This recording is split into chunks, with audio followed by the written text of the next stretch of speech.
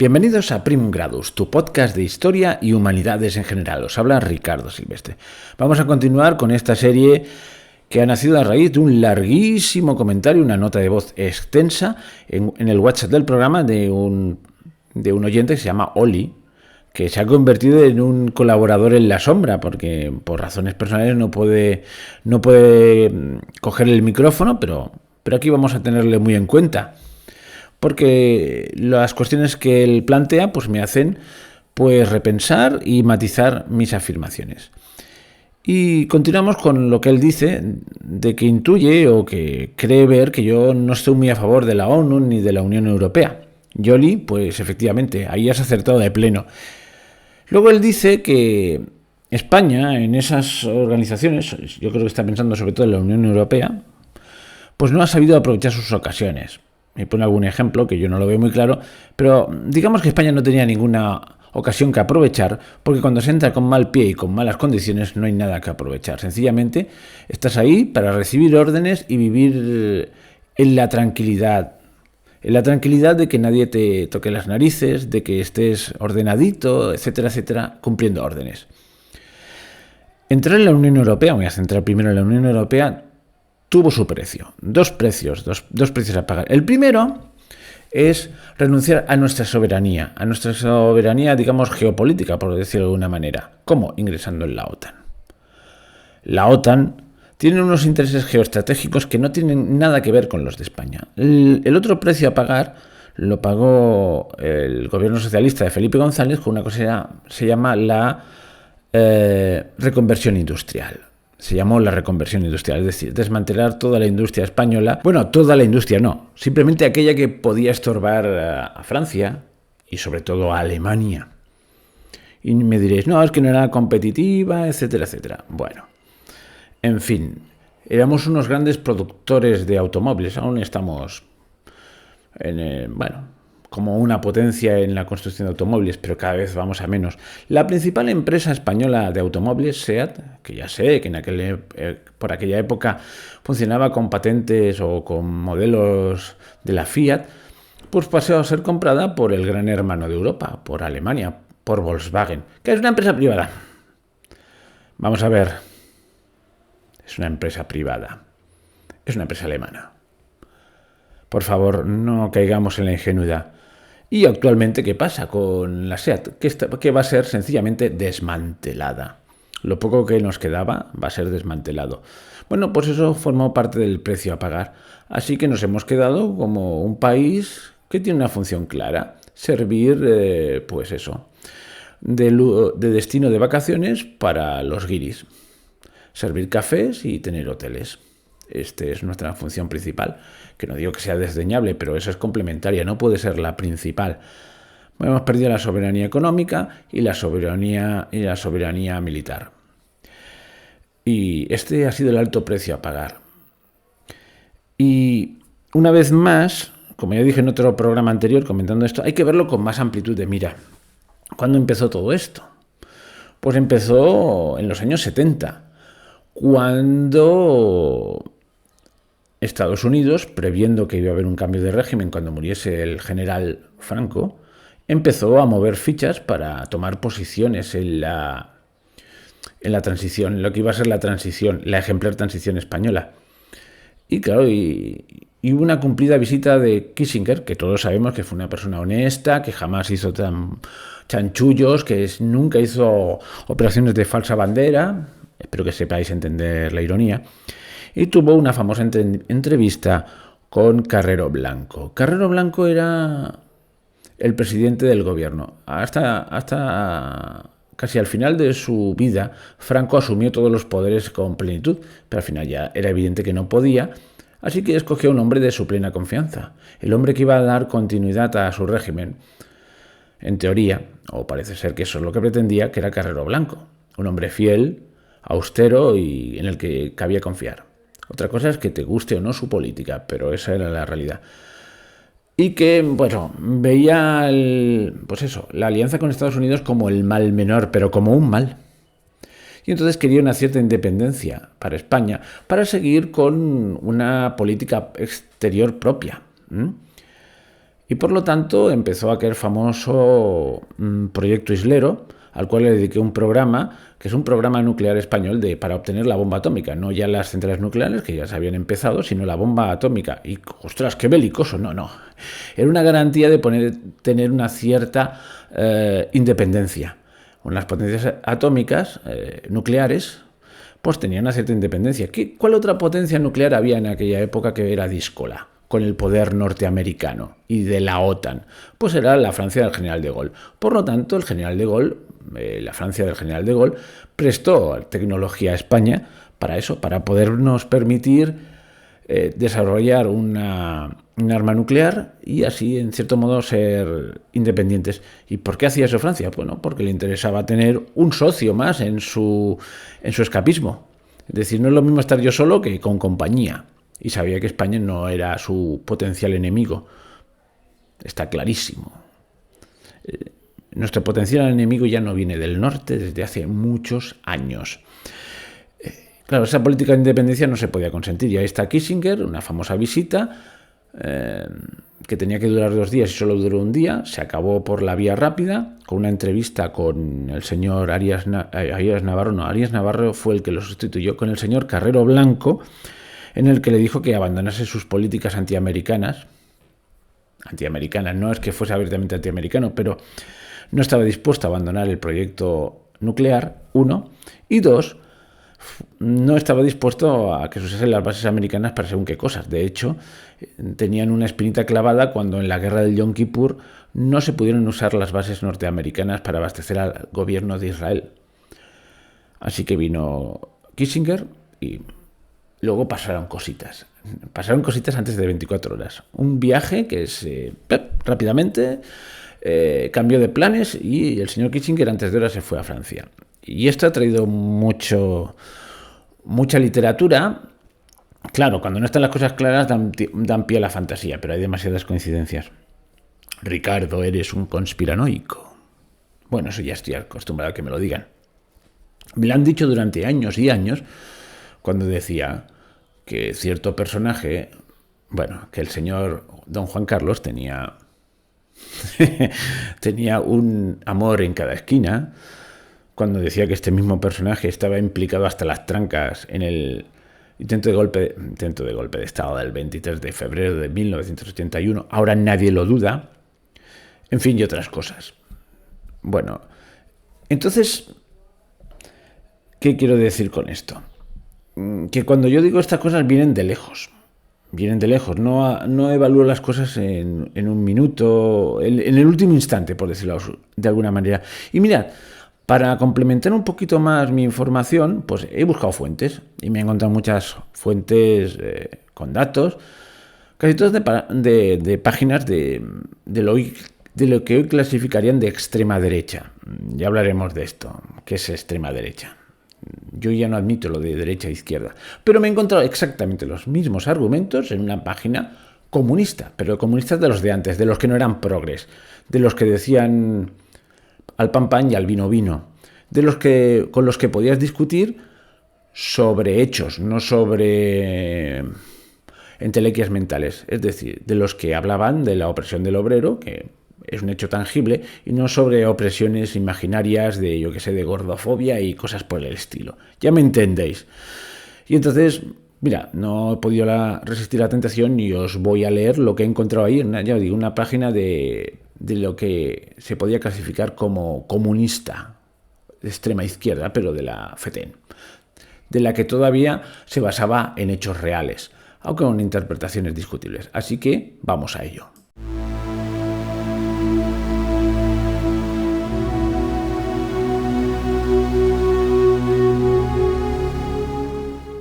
Carrero incomoda. Carrero fue nombrado presidente del gobierno en 1973 y murió ese mismo año asesinado por ETA. Sin embargo, a pesar de su corta estancia como presidente, llegó a incomodar y mucho a Estados Unidos.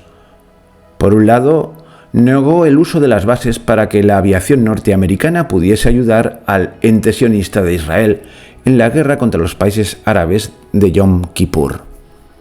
Por otro, se mantuvo firme en la defensa del estatus del Sáhara español y se opuso a regalárselo a Marruecos como quería el amigo americano.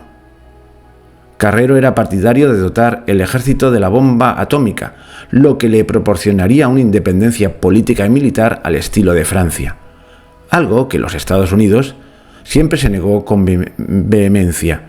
Por último, como casi todos los fascistas españoles, no era muy partidario de la OTAN ni de ceder soberanía a un Estados Unidos que jamás consideraron un verdadero aliado y al que nunca perdonaron por cómo acabó con los últimos restos del Imperio español. En definitiva, Carrero se convirtió en un gran estorbo para los intereses y ambiciones de Estados Unidos para con España. El final de Carrero es de sobra conocido.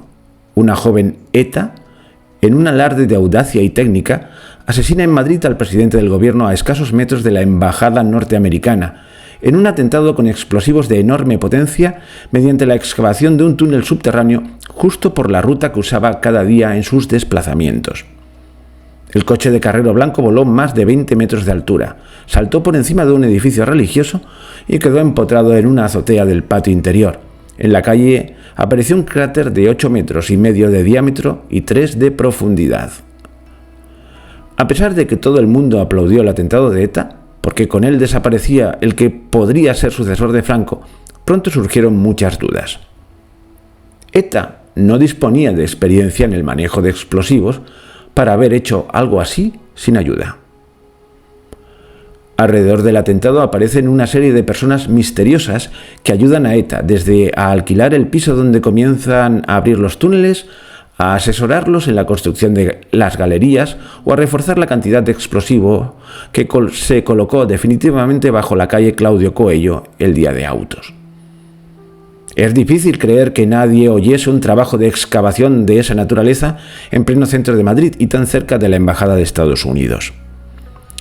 En la tierra del cráter se encontraron trazas de C4, un explosivo militar norteamericano mucho más potente que la Goma 2, que fue la que se usó oficialmente.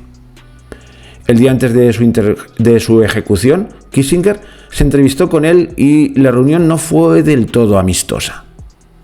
España iba a seguir con su programa atómico con la ayuda de Francia y no se mostró muy partidario de mantener el tratado que permitía las bases norteamericanas en suelo español. Fue un último intento fallido de hacerlo entrar en razón y al fracasar se activó el Plan B. ¿Le dio Kissinger el beso de la muerte como el gran mafioso que siempre ha sido? Probablemente nunca lo sabremos con total certeza. La familia de Carrero ha manifestado en muchas ocasiones no creer en la versión oficial de los hechos y afirma que ETA no tenía la capacidad para ejecutar un plan tan ambicioso sin ayuda exterior e incluso desde dentro del régimen. Lo que sí es cierto es que un documento de la CIA del año anterior a su muerte lo señalaba como objetivo por ser un estorbo a los intereses norteamericanos. Y algo así no es para tomarlo a la ligera.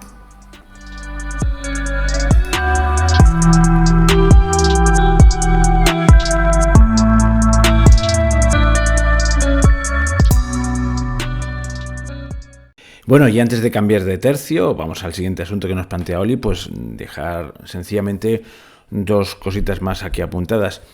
Que en este artículo, que por cierto no he hecho la página, os la voy a decir porque hay que ser honestos y decir de dónde sacar la información.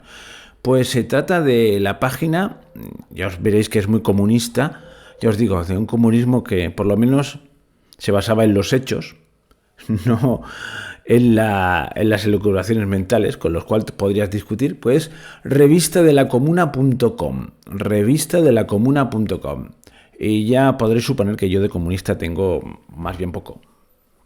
Pero, en fin, el que dice la verdad, y la razón es la razón, y los hechos son los hechos. Y a partir de los hechos podemos pues tener diversas interpretaciones. Pero algunos ya niegan hasta los hechos. Niegan cosas evidentes que no puedo decir aquí porque me dirían no sé qué fobo. Ya me entendéis, ¿vale? Bueno, pues decía que antes de cambiar de tercio, pues también nos salió yo como de pasado otros temas como la posición ante el Sáhara, que os puedo asegurar que está bien clarita en España, por lo menos oficialmente, aunque en realidad no hacían nada, y ahora ha cambiado repentinamente ¿Cómo? Pues gracias a un presidente del gobierno que lo ha hecho unilateralmente sin consultar ni siquiera a su Consejo de Ministros. Porque a él le dio la gana, cambió la posición oficial de España con respecto al Sáhara unilateralmente, sin consultar, ya os digo, ni a sus propios ministros, que algo tenían de la vieja izquierda y se hubiesen opuesto. Así vamos, estamos en una democracia perfecta en el cual no hay censura. Así como el que no quiere la cosa, os digo que ya van tres vídeos que me han retirado. Y algunos tienen una especial mala intención, porque algunos llevaban casi 2 años colgados ahí y sigue la arañita buscando contenidos que no se pueden decir. Y uno tiene que hacer jerigonzas para que no le censuren. Pero eso sí, es por nuestro bien, porque estamos en una democracia. Otro día hablaré de esto. Bueno, pues no quería dejarlo pasar, ahora vamos con otro tema que también apunta Oli. Y es cuando habla de que muchas de las políticas que yo critico en el fondo vienen de la Unión Soviética. Que la Unión Soviética ha manejado la opinión pública occidental durante mucho tiempo. Y bingo, tienes toda la razón.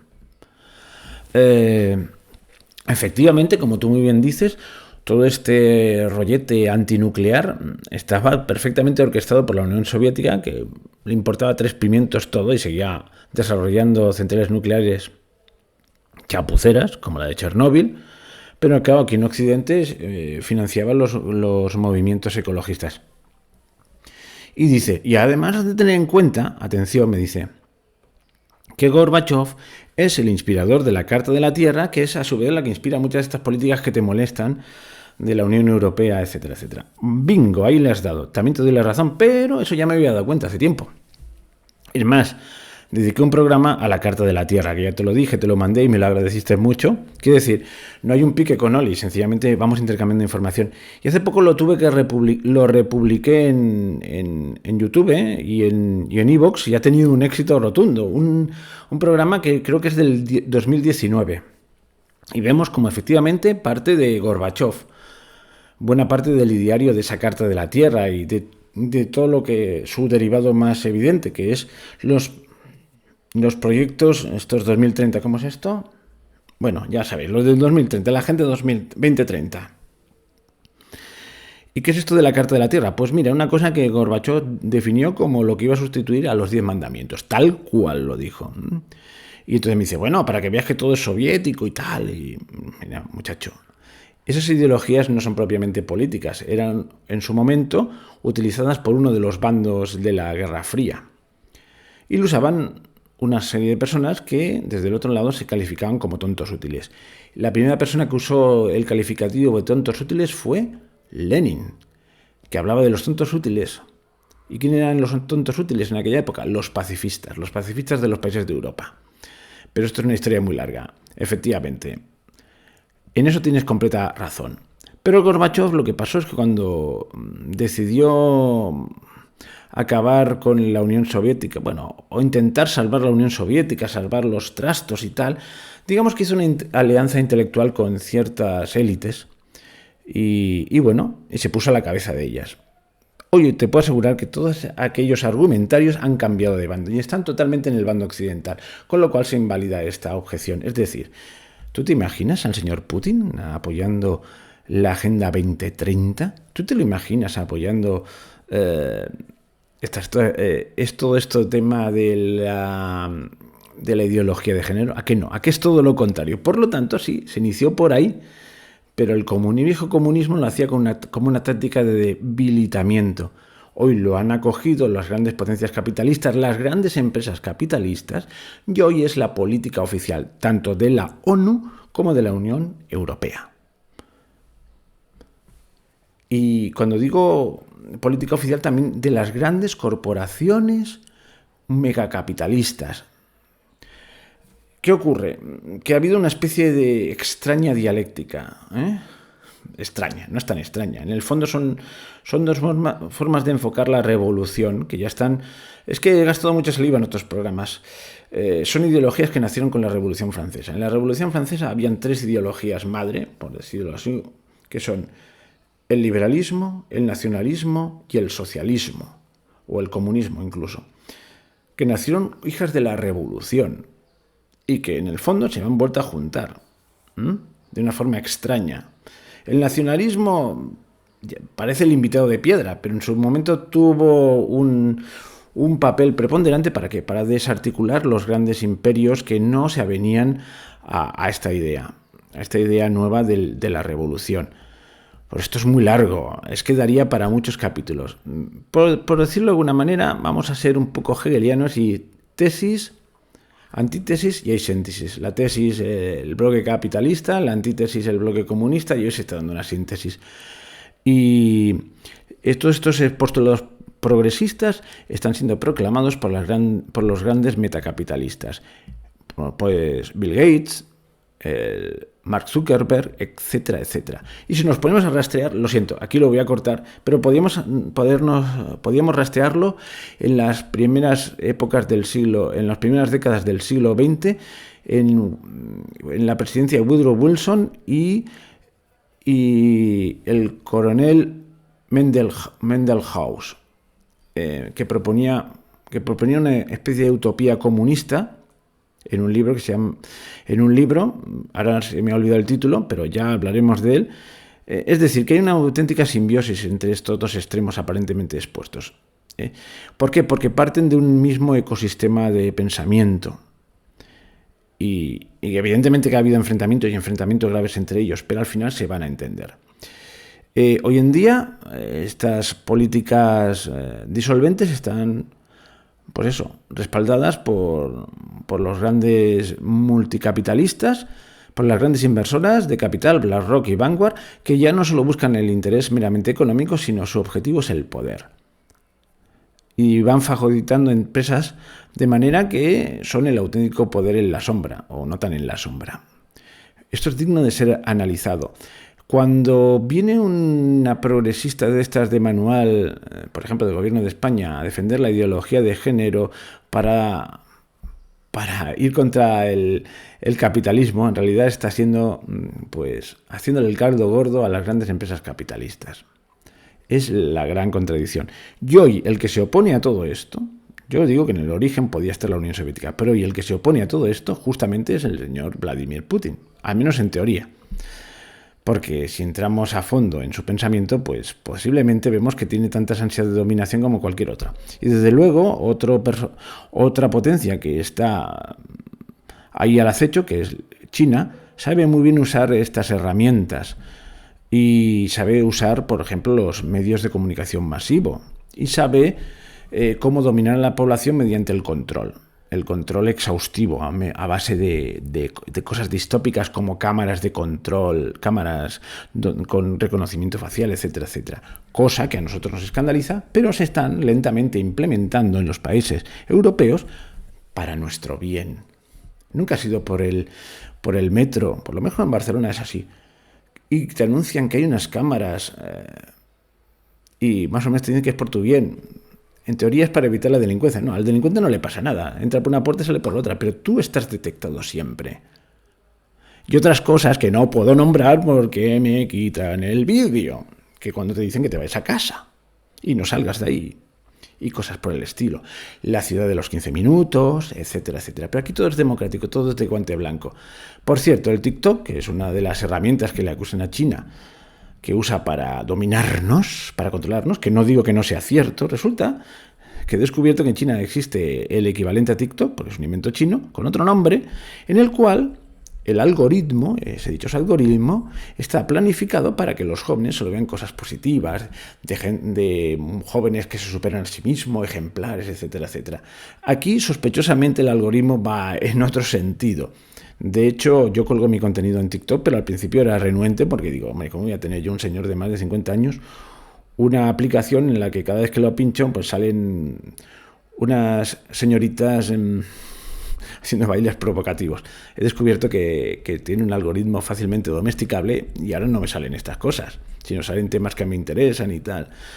Pero en principio es casi un arma de destrucción masiva. ¿Por qué? Porque la gente va a lo rápido y salen efectivamente tonterías. ¿Nunca habéis visto el scroll que hace la gente? Pum, pum, pum, pum, 20 vídeos por minuto porque están 2 segundos. En fin, que nada es lo que parece ser y algunas ideologías han cambiado de bando en esta guerra. Ya no están con Rusia, sino Rusia está contra ellas. Y con esto concluimos por hoy, porque Oli sigue sacando temas muy interesantes que los veremos en sucesivos capítulos. Y, en fin, ¿sabéis lo que pasa? Que he encontrado este hueco de tiempo y he aprovechado para ir a saco, ¿no? Si os fijáis, primero la larga cita la he editado un poquito, incluso con musiquita así intrigante y tal, para que quedase más efectista, ¿eh? Y pues acabaremos con todas las objeciones, de comentar todas las objeciones y comentarios de Oli, que me ha sido de gran utilidad, y para animaros a que vosotros también digáis la vuestra, pues os voy a decir, que lo tengo aquí apuntado, el número del WhatsApp del programa, para si queréis dejar vuestra opinión. Hombre, yo desde luego me vería en un grave aprieto, es decir, no lo podría hacer igual si tuviese 400 personas opinando, pero como tengo pocas, pues lo puedo hacer, puedo permitirme ese lujo.